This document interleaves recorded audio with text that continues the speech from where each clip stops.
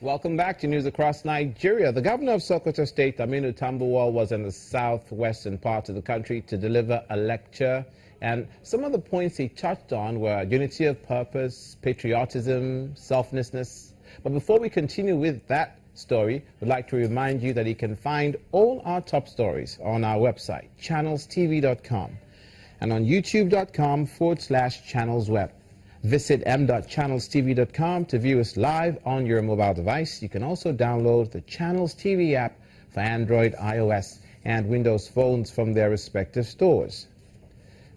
That's not all. We'd like to encourage you to use the Eyewitness feature in the Channels TV app.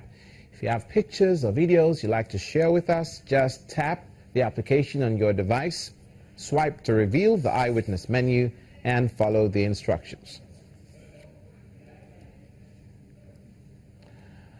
Unity of purpose, patriotism, and selflessness are critical to the integration of the ethnic and religious groups. These are the thoughts of the Sokoto State Governor, Aminu Tambuwal, who delivered a lecture on religious tolerance and the challenges of democratic governance in Nigeria, in Oshogbo, the Osun State capital.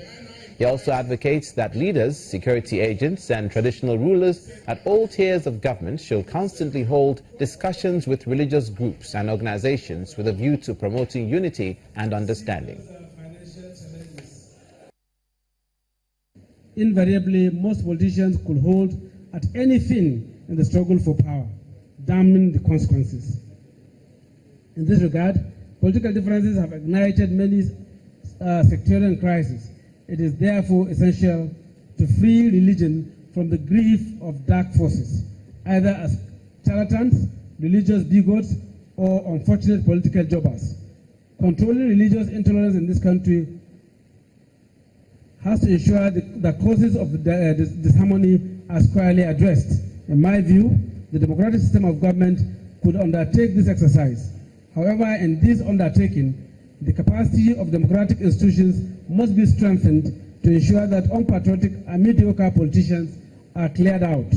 The task primarily involves the laying of a solid foundation for a democratic culture whose operators are fair to all irrespective of their circumstances. In essence, politicians, public officials, and political office holders must be those who are not necessarily detached from religion, but who have the understanding that religion is in itself a tool for peace, progress, and sustainable development. Mr. Aminu Tambuwal, Governor, Sokoto State. Now to the southeast, where 126 militants have graduated as auto mechanics from the Innocent Auto Academy in Nnewi, Anambra State. Coordinator of the Presidential Amnesty Program, Brigadier General Paul Boro, says the last stage of it has successfully reintegrated the former militants. Once they were fighting for resource control and the rights of their communities. Today, they've earned their rights to economic freedom. The successful trainees could not hold back their joy. They are joined in the celebration by the Special Advisor to the President on Niger Delta, retired Brigadier General Paul Boro.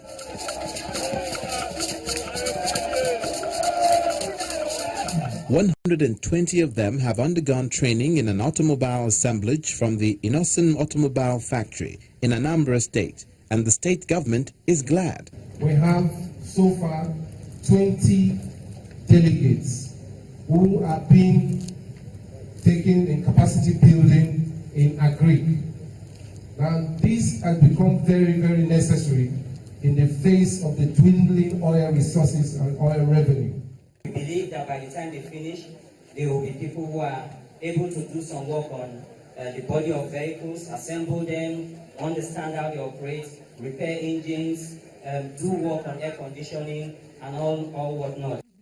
The Special Advisor to the President on Niger Delta underlines the success the Amnesty program has recorded in reintegrating the ex-militants, while the Deputy Governor of Anambra State tells the beneficiaries to improve their lives with the skills they now have. It's a program that started in 2009, like a DDR program.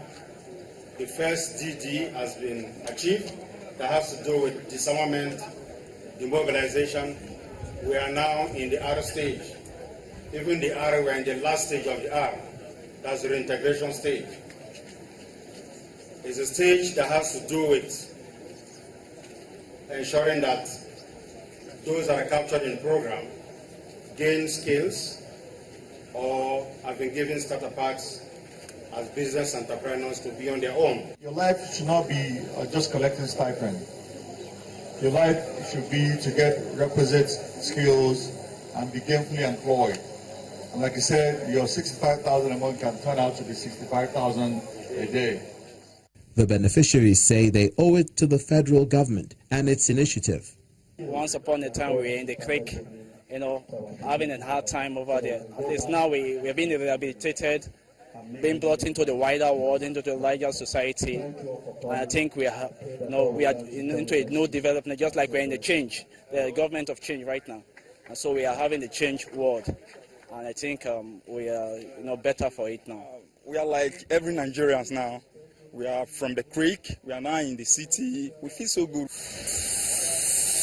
As they take up jobs in the automobile industry, the federal government says the exit strategy, which borders on successful ending of the program for beneficiaries, must be implemented so that the issue of militancy will be completely laid to rest. In a bid to mitigate the effects of climate change, the Cross River State government has set a target to plant 5 million trees by the end of the year. The state's Ministry of Climate Change and Forestry, created after Governor Ben Ayade assumed office, has also been mandated to regenerate 10 watersheds. Now, according to a statement from the Special Assistant on Media, Mr. Christian Ita, the tree planting will help regenerate forests wherever deforestation has occurred and begin the process of afforestation in non-forested areas. You're watching news across Nigeria. Stay with us. Coming up, the Ogun State government moves to have more internally generated revenue. Don't go away.